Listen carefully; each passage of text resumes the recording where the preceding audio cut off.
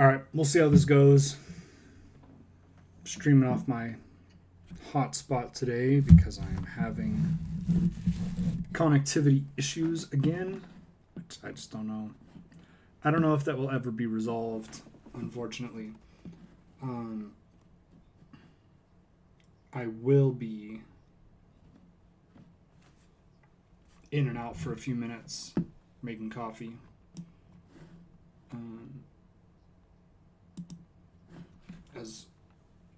as not delicious as it is.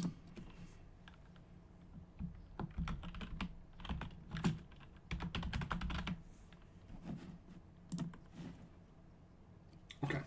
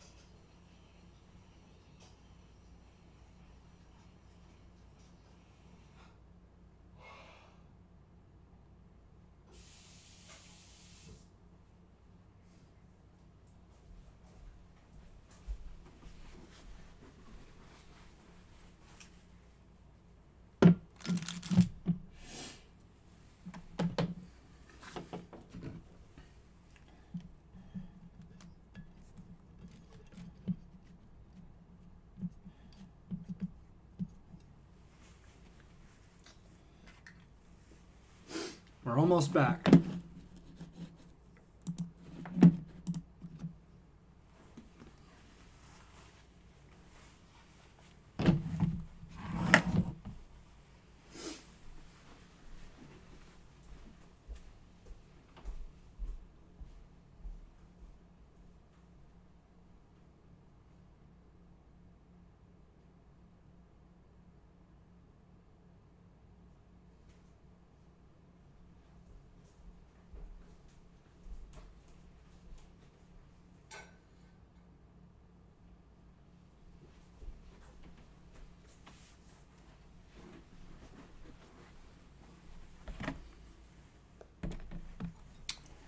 All right. We are more or less back. It's nail time. I'll go with those. This coffee, I don't know why, it takes forever to filter, so just kind of hanging out waiting for it to drain. It's supposed to take like 4 minutes. Typically this ends up taking 10 or 11 minutes. There are larger problems, of course, but it is annoying that I can't really just like predict that it'll be done at a convenient time.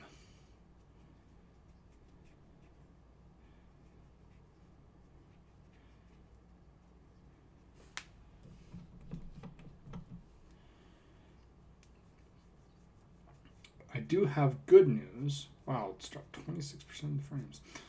I have good news, which is after a little over 4 months, my finally has a nail again.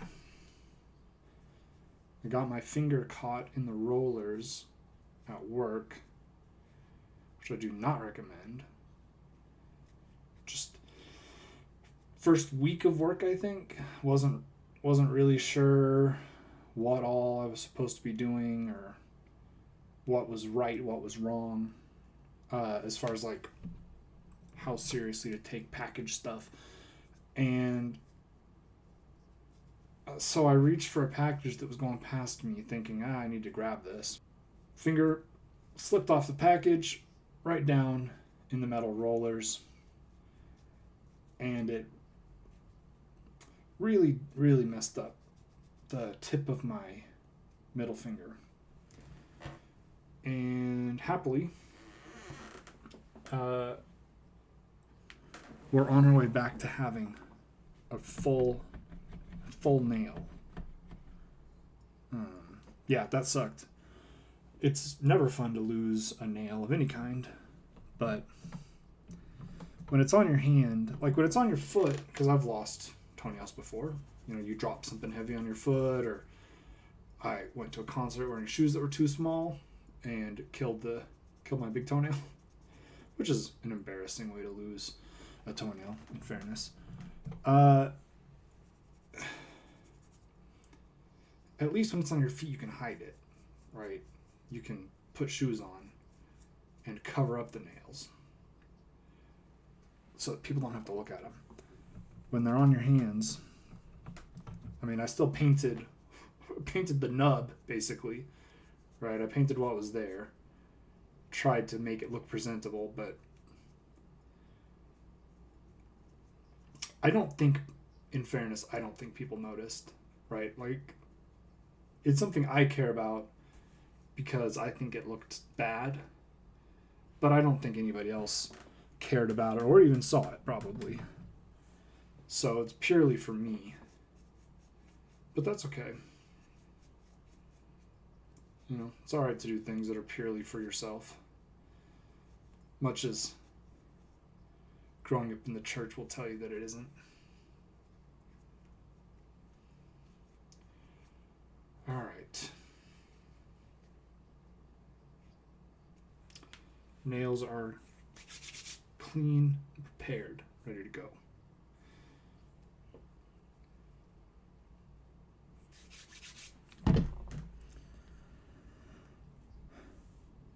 There's interesting news, in the world of the markets, it's interesting to me anyway.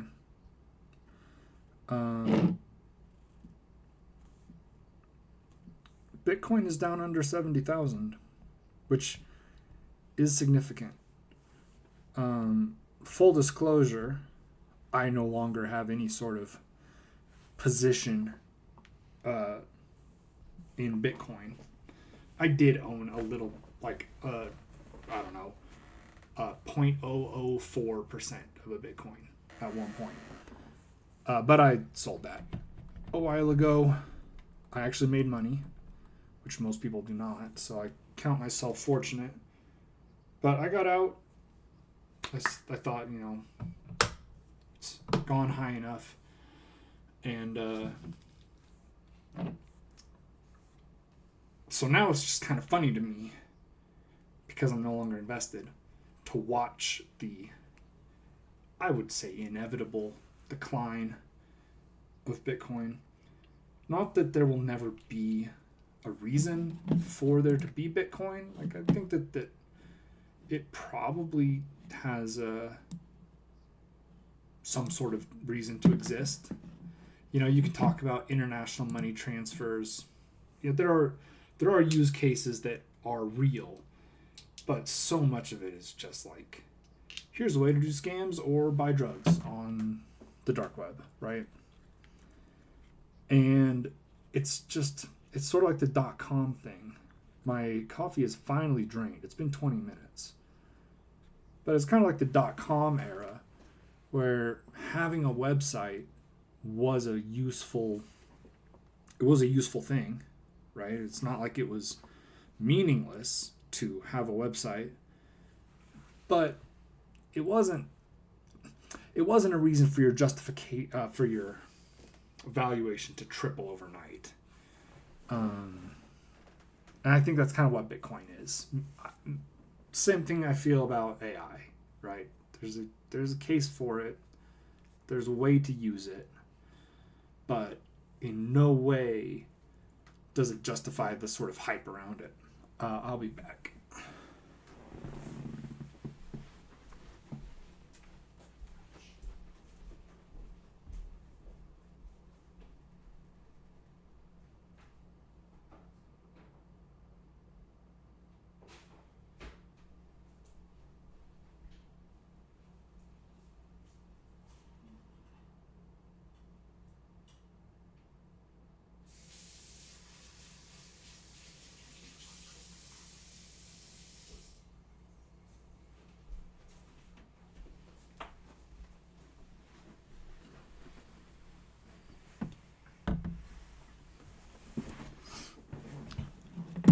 I've been listening to a pretty good amount of a band called Orbit Culture recently.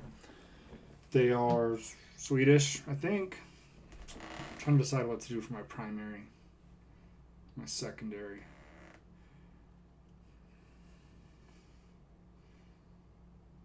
I think I'll do this for my secondary. My accent now. Orbit Culture is very heavy. I would not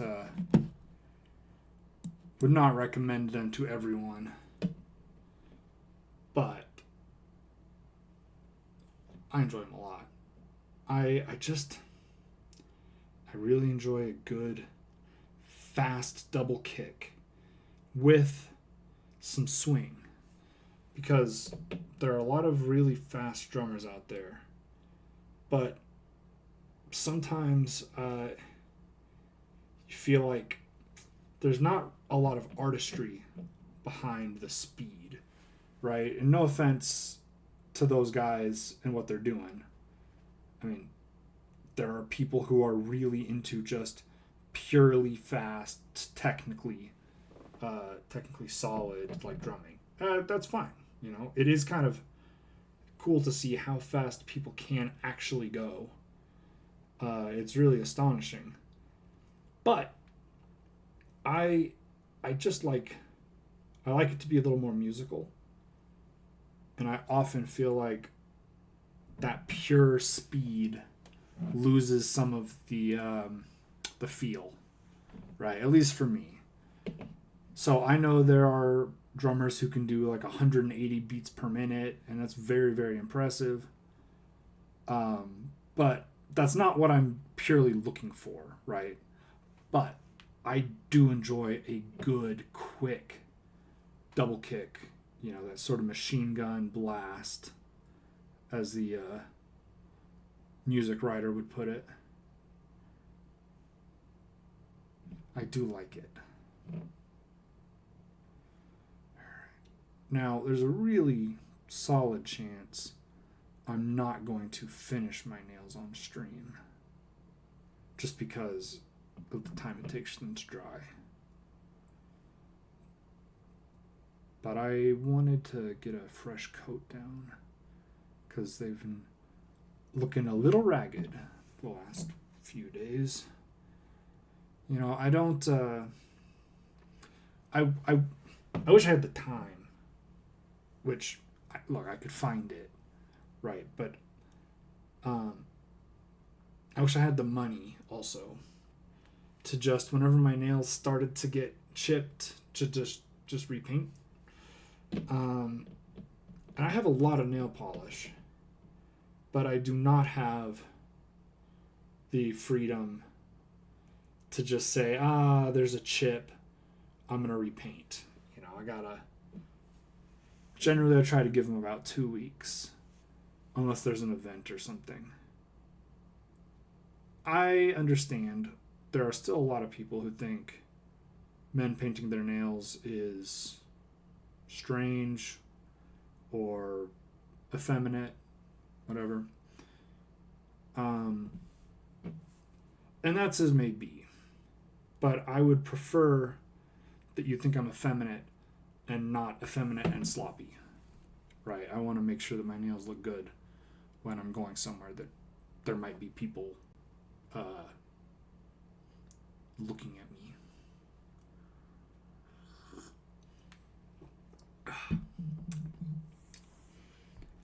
I gotta tell you, this decaf is just not that great.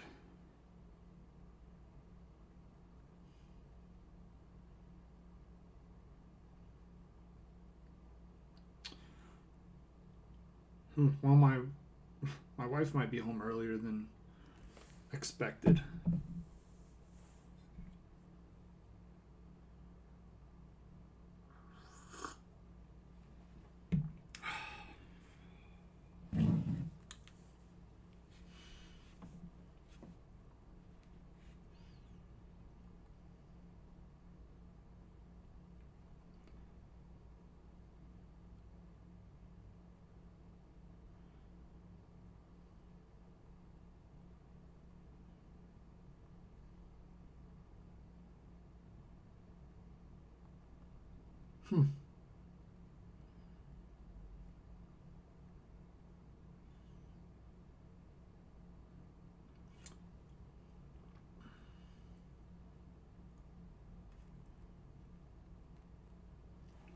Apparently there's going to be a walkout today. I mean, I'm sure there are going to be numerous walkouts today and tomorrow.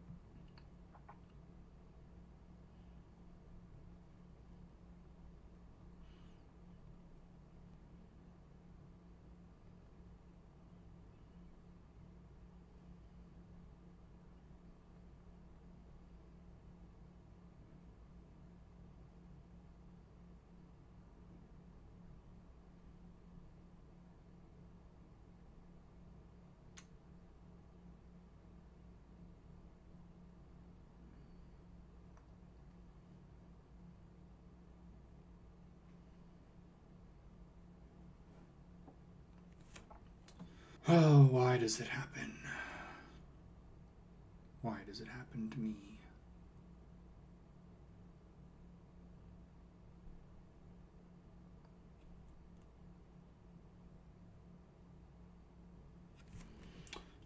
But yeah, so apparently a walkout is about to happen at a school in the area.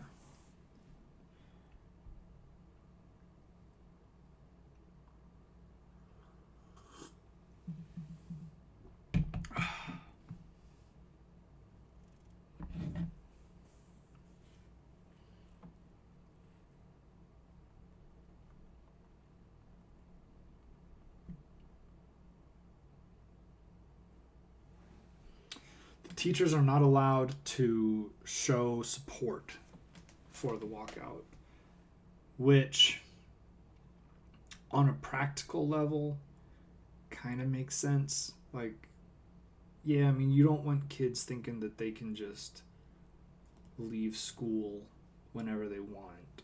I mean, there's value to knowing where kids are, right? But it does stink that the teachers aren't allowed to say anything about it.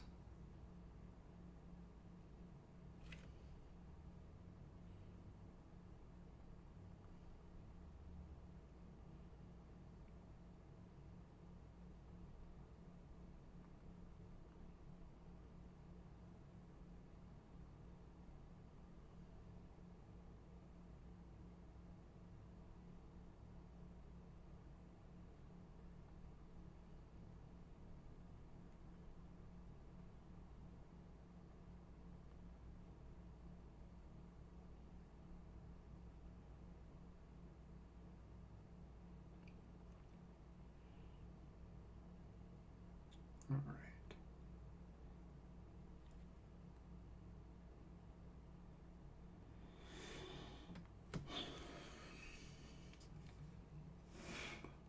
I'm just waiting on this. Waiting on this first coat.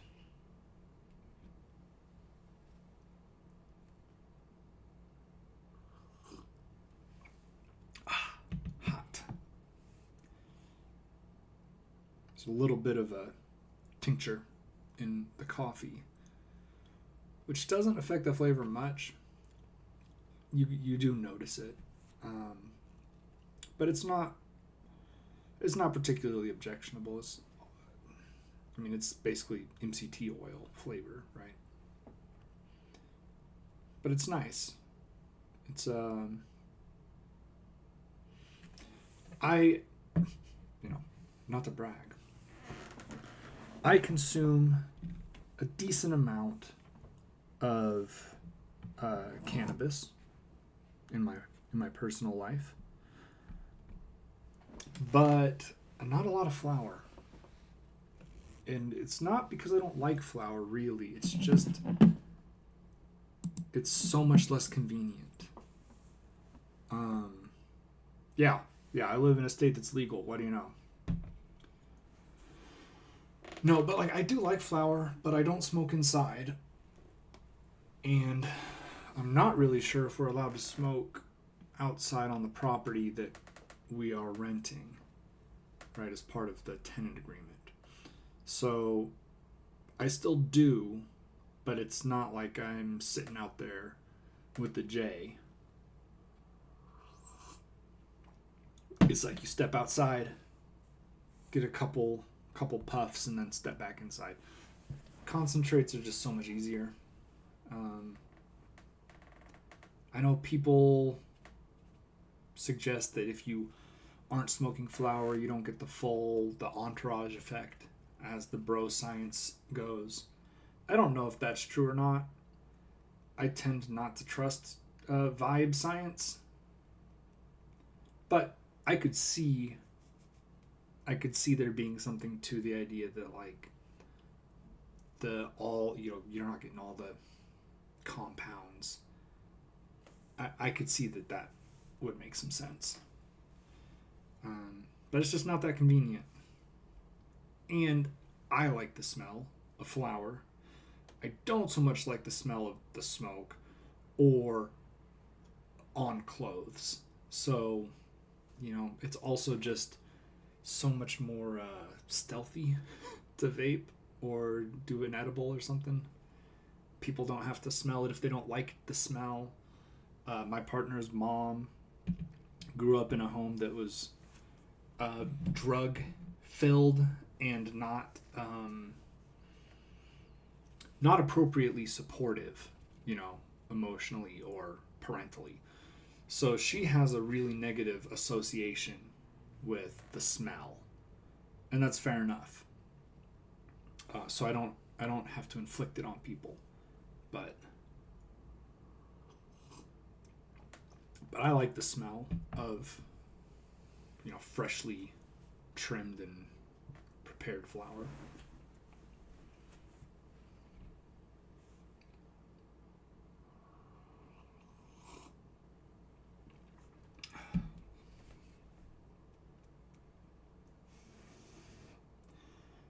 I really hate waiting for my nails to dry. You're so limited in what you can do. It's perfect for streaming because I don't have to do anything with my hands.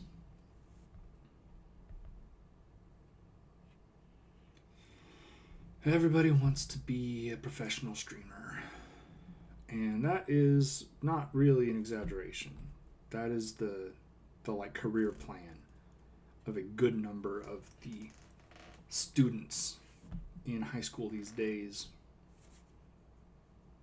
Which, best of luck, some people will succeed, but it is a more saturated environment than professional sports, in my opinion.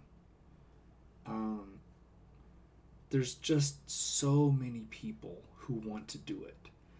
And unlike with sports, where aside from soccer, size is really going to often put an end to your long-term dreams, right? If you're 5'6" and you're not very coordinated, you're probably not going to make it to the NBA. Now, some people stay with the dream. They really try to make it happen for as long as feasible. But a lot of people realize at a certain point, like, all right, 8th grade B team is probably my ceiling.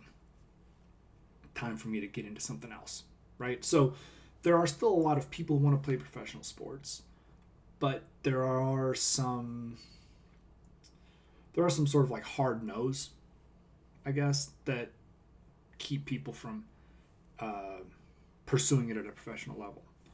But with streaming, all you got to have is an iPhone or some other smartphone.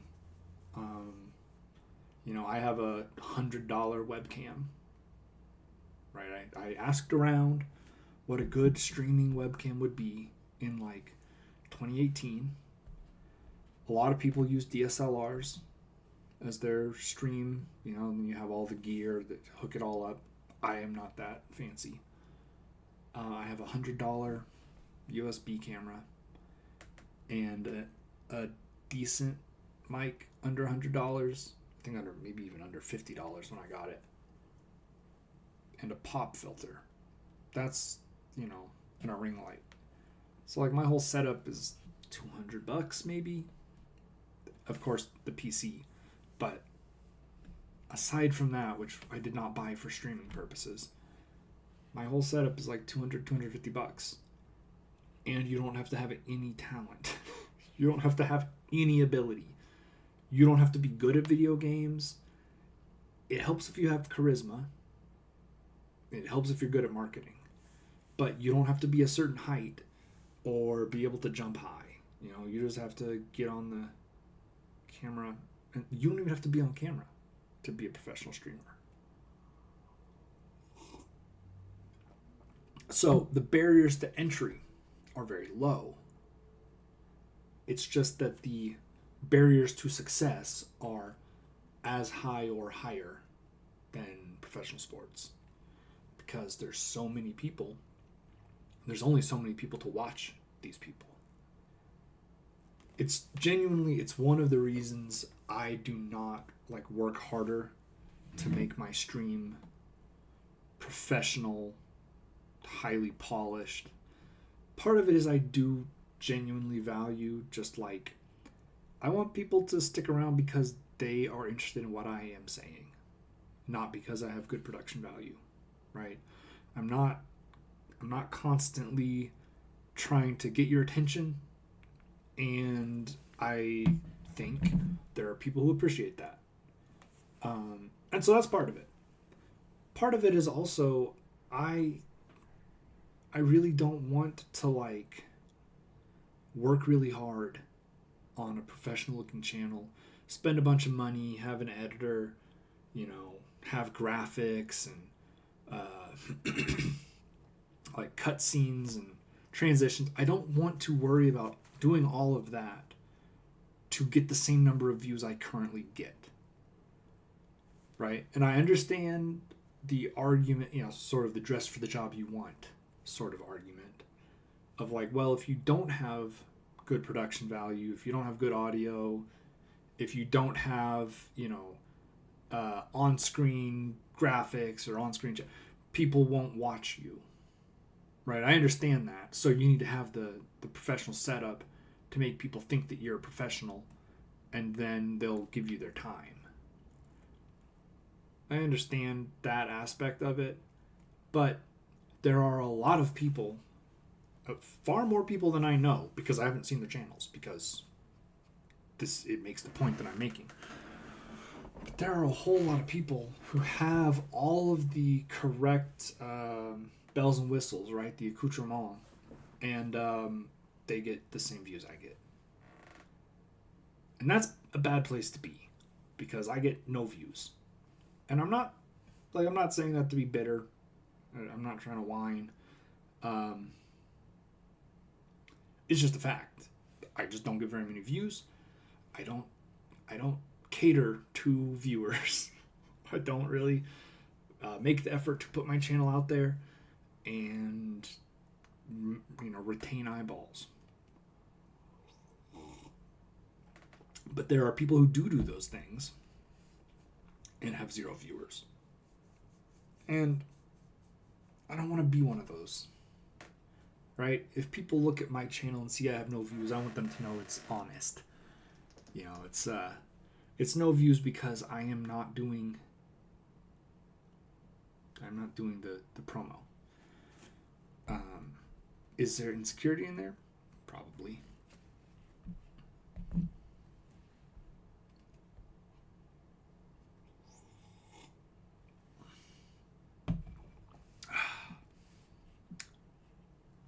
Yeah, man, it's just not as good as I wish it was. Ooh, got a new ILNP.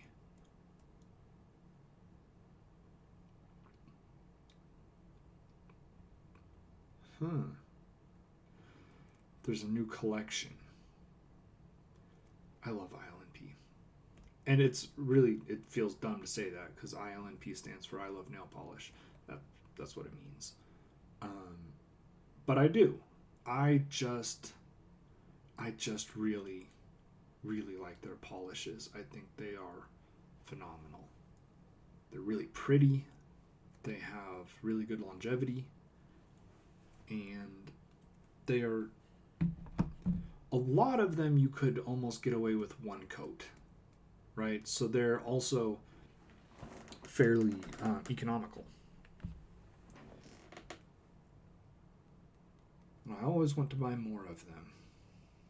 And I don't, because I'm being financially responsible. But I want to.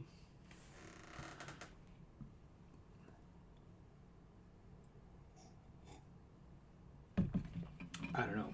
I was raised pretty frugally. Not like destitute. I mean, we were certainly middle class, and I got to do a lot of cool things, and I got to do a lot of activities. But my parents were fairly budget conscious while I was growing up, like in a good way. But it did mean that I didn't grow up with the assumption that we would just buy whatever we wanted whenever we wanted to, which is a useful lesson to learn. It's a good way to live your life, being able to have that, self-restraint, even if you have the money. So I spent a lot of my time browsing and not purchasing.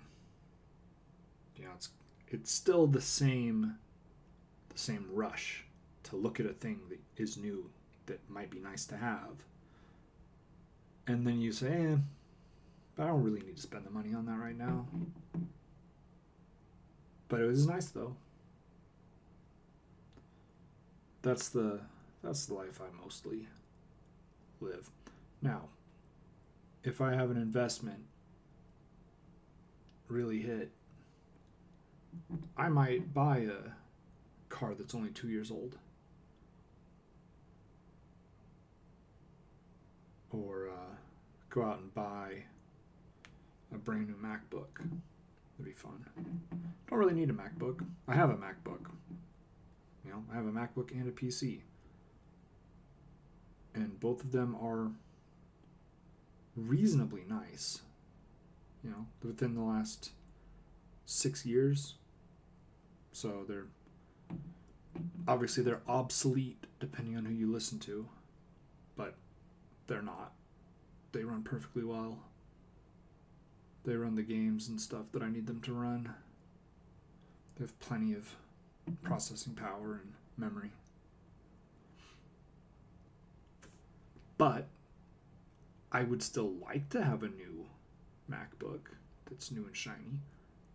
Well, I'd like to have a new MacBook from before they put the AI chip in it, because I'm not really interested in funding that any more than I already am required to by paying my electric bill.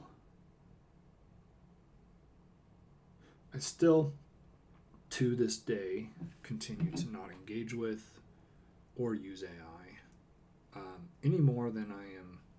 Like, when I run a Google search, very often I have to see an AI summary. But that's the extent of the AI that I consume. I do not want to engage with it. I do not want to legitimize it. I do not want to risk becoming dependent on easy and sloppy work that is not necessarily accurate. There are cognitive effects getting too reliant on AI to do your thinking for you. And I just don't want I don't want it. I don't want it. The whole goal of AI is replace human workers. That's it.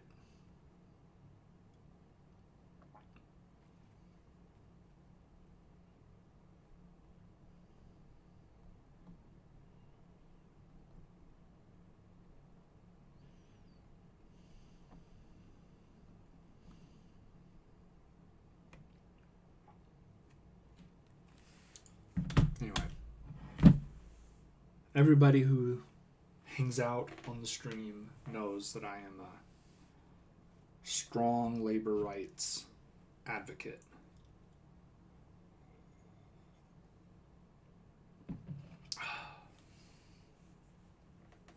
So I do not support the introduction of technology that is designed to take jobs away from workers.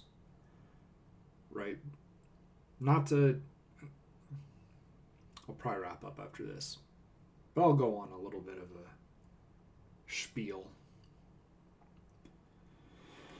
The whole purpose of AI is to reduce overhead for large companies and small companies and middle-sized companies, but large companies have the most employees, so they will save the most.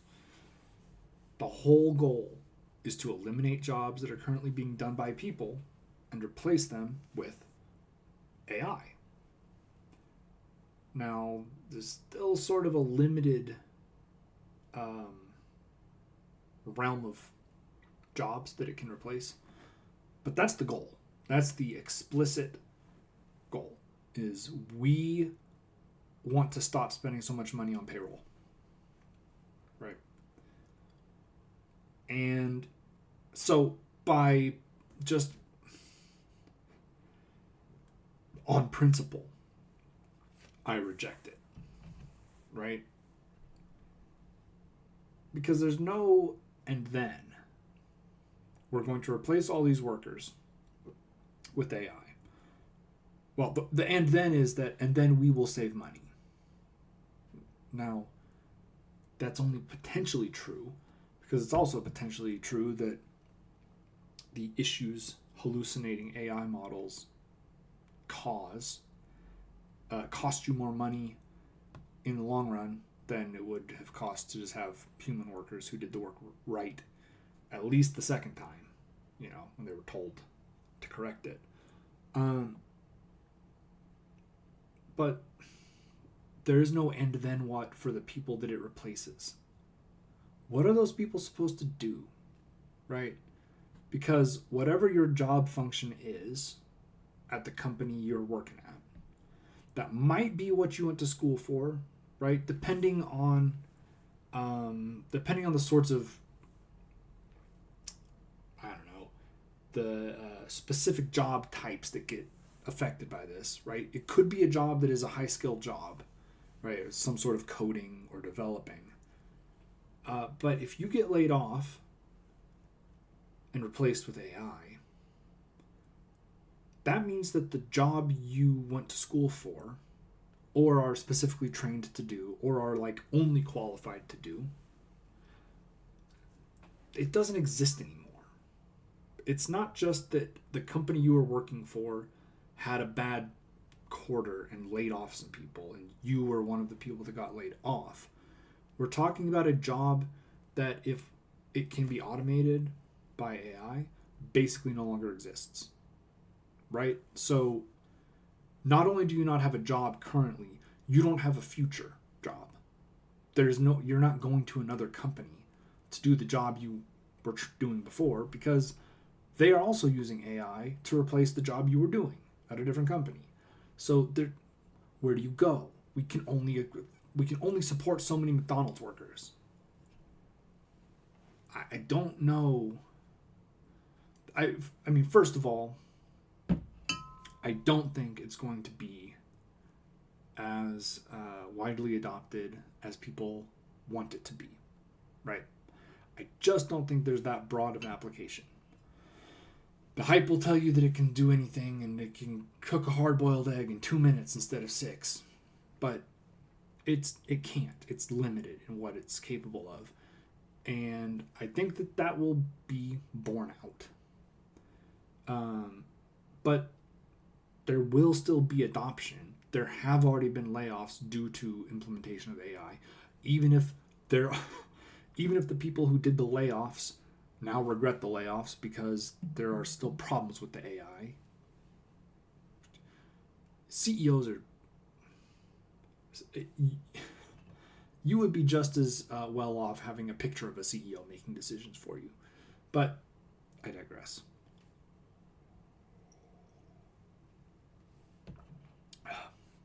Those people no longer have jobs. Where are they supposed to go work? Construction?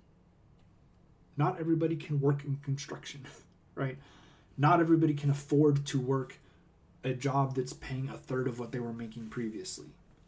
Some people could, but most people can't. And there is no plan. There is no compensation for, we have eliminated your job, but we're paying you a pension for the rest of your life.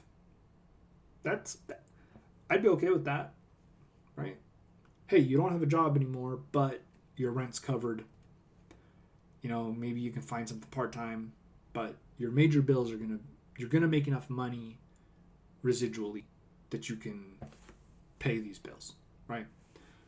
Okay, I can go back to art school or whatever, right? That's fine. But that is not on the table. What's on the table is you're going to be out of a job, and not to get more into the conspiratorial waters, it's not really like I think there's a concerted spoken plan to make this happen, but it just makes sense for capitalists.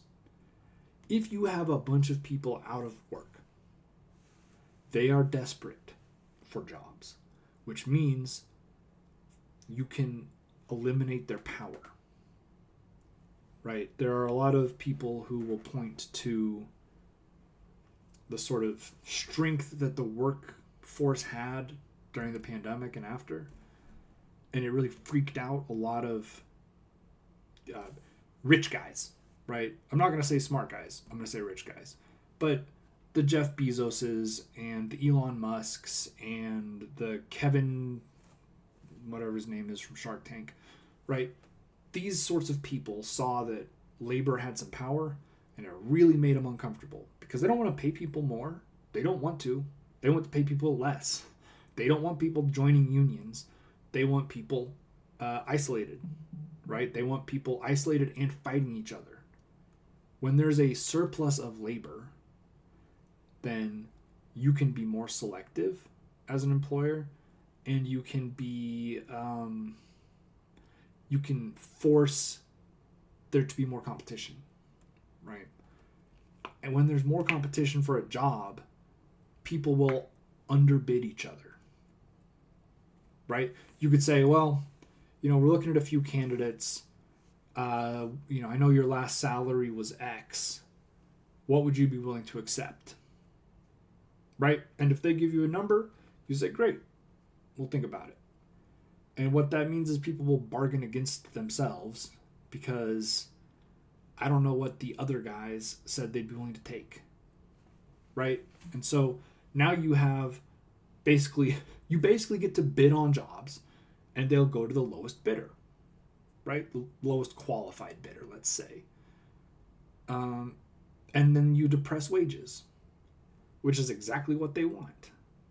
I'm not saying that this is a intentional, we're going to try to push this AI thing so that we can remove power from labor. I don't think that it's necessarily that explicit. But I would say it would certainly be a happy outcome for these capitalists if it works out that way. Right? Supply and I really annoy business people and economics people when I talk about this, and it is a little bit of a troll, right? It's not my entirely genuine philosophy, but supply and demand. That's it. That's the only thing that matters. The only thing that matters is supply and demand. If there's too much supply and not enough demand, prices go down. If there's too much demand and not enough supply, prices go up, and people die. That's all there is, right? Now, you can artificially create demand. You can artificially suppress supply, and vice versa. But that's it. That's all that really matters. How much labor is there available, and how much demand is there for work? If you have a lot of people unemployed, you have a high demand for a low supply, which means you can fuck people. Right? Not to be too delicate about it. You can just fuck people. So, I don't care. That's not what we're offering anymore. You used to have these benefits. You used to have health coverage. You used to have paternity leave, whatever. We're not doing that anymore. Do you want the job or not? Because if you don't want it, we got other people we can call. Right? And so you have to make a choice. And again, it's the sort of thing where it's not like I would say it's intentional collusion. It's just sort of the way business is done. and everybody understands it. Right? I worry. I worry a lot. I don't worry so much about AI, right? I think it's overblown. I'm not really worried about human-like intelligence. I don't think that they are going to be able to do that. But I worry about the effects this will have on people short and medium term. Right? Long term, I worry about malicious actors using like AI to fake video and audio. I do worry about that, but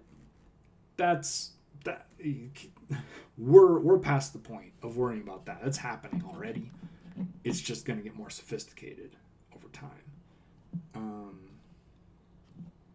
But the number of jobs that will be eliminated in order to,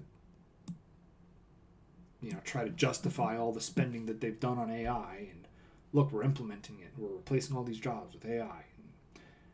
I just, what are those people going to do? Right? There is no plan for the people that are no longer employed as a result of this stuff. Even if it only lasts 2 years, right? Even if after 2 years, a whole bunch of companies are like, well, this AI stuff isn't working, we're going to fill all those jobs that we eliminated. It's not going to happen. They might hire back half of the people they fired. I mean, they're not going to hire back the same people. They'll hire back some people to replace the people that they fired. But in the interim, even if you know that you would have a job back in 2 years, what are you going to do till then? Because you are not unemployed by yourself. You are unemployed along with a large chunk of the previously employed workforce.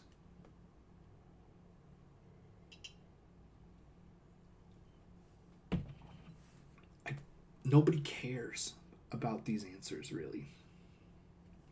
Right? Bernie, I'm sure Bernie's talked about it. AOC has probably talked about it. There are probably some mustache hair up my nose. There's probably some politicians who are talking about this stuff and who care about it. But it's not like this isn't the conversation about AI. The conversation about AI is, okay, if we replace all these jobs with AI and these companies are able to just make money for free because they have a robot that they don't have to pay for doing the work, what are we going to do about all the people that don't have jobs anymore? Should we do UBI? Because, and this is, of course, ludicrous to suggest. Like, it is not going to happen. But if this led to UBI because they're like, well, we're making so much money, but we don't need anybody to work. But the people need to eat. So we'll just start paying people every month. And then we don't have to worry so much about unemployment. If that happened, okay, I think we should have UBI anyway. I already support the idea. So that's fine. Let's do that. And if we did that, okay, let's do AI. I mean, there are all kinds of other reasons not to be pro AI, but let's just assume that all of the power consumption and water consumption and health concerns were all accounted for. And if it led to UBI, great. But it's not going to. Right? That's not going to happen. And I don't know. I don't know what's going to come of how are these people going to pay their credit card debt, right? What about that? Here, like, everybody's fucking leveraged to the gills. Not everybody, but like the majority of the American public is leveraged with credit card debt, right? Because this is how it goes. You're not making enough money You're not making enough money before prices start going up. But you don't get a raise when prices start to go up, when housing prices go up, food prices, gas prices, right? You are not getting paid more to account for rising prices, which means you have to start using credit to fill in the gaps. And you can pay off the premium on your credit card because you're making enough to cover those monthly payments, but you're not making enough to pay off the balance, right? Because there's more need for money than there is actual money, and so you are substituting credit for it. Well, what happens when you can't make your credit card payments anymore, right? Because that's the next step, is the amount you have had to finance exceeds the amount you can pay monthly to cover it. If you lose your job, that's going to be a significant problem. Then what? Because then it's the people who own the debt that are in trouble. Like, you are in trouble because it's going to hurt your credit rating and you're not going to have money to buy food. But the people who are holding that debt are also going to be boned because there's no money to pay it. Capitalism stops working if there's not money to pay people with, right? You need the populace to have money so that they can buy goods and services. Otherwise, they get really unhappy and nobody buys goods and services. I just don't think they have a plan for that. I don't know when it will become like insurmountable. I know there's like 1.2 or 1.3 trillion dollars of credit card debt. There's also an unknown number of Klarna and Afterpay and Sezzle. I'm sure there's several more of them. I'm sure a lot of like businesses now have their own versions of the pay in installments, right? Sort of like layaway. I don't know how much money is in that, but I'm guessing a lot more than people want to talk about, because you don't have to have a credit card for that, right? You might not be able to get a credit card, but you can use Pay in 4. So at a certain point, that's going to break. And I don't want to be hyperbolic. I try not to ever be hyperbolic, except for comedic effect. And I don't know, I might be talking out of my ass. I'm not an economist. But I feel like I know enough to look around and go, everybody's in debt. They're talking about laying off more people. And inflation is, I'm not like inflation's crazy, because it's not. It's higher than you want it to be, but more or less fine.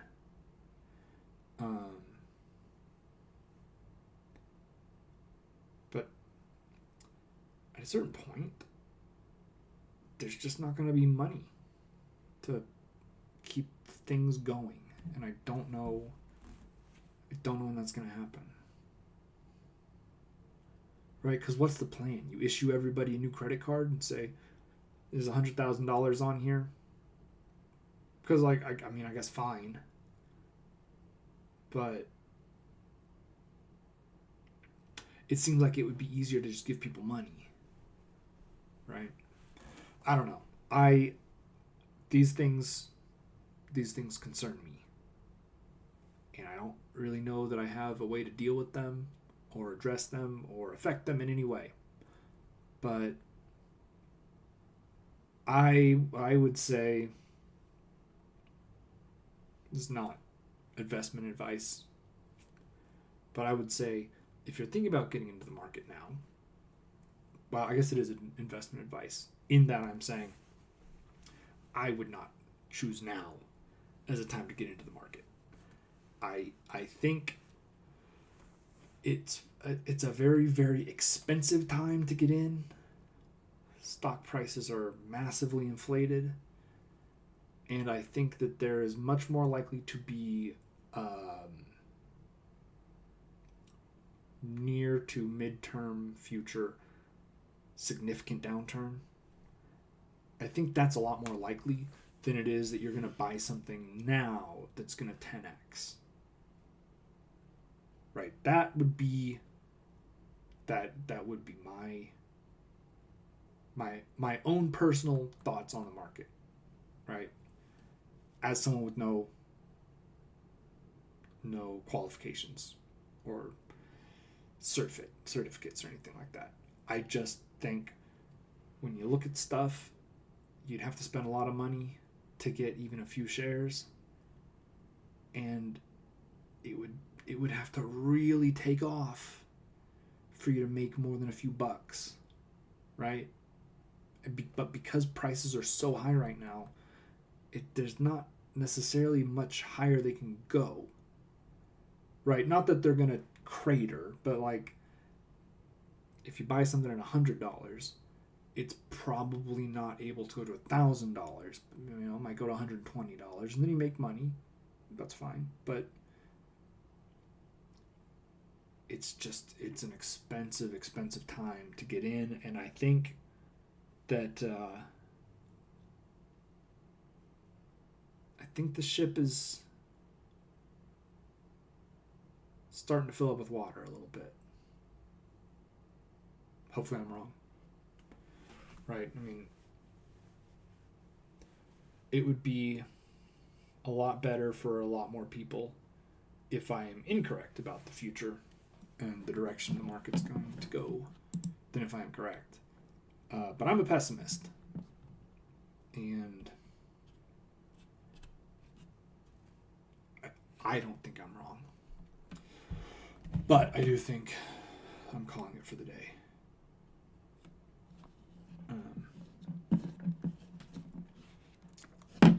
So, talk again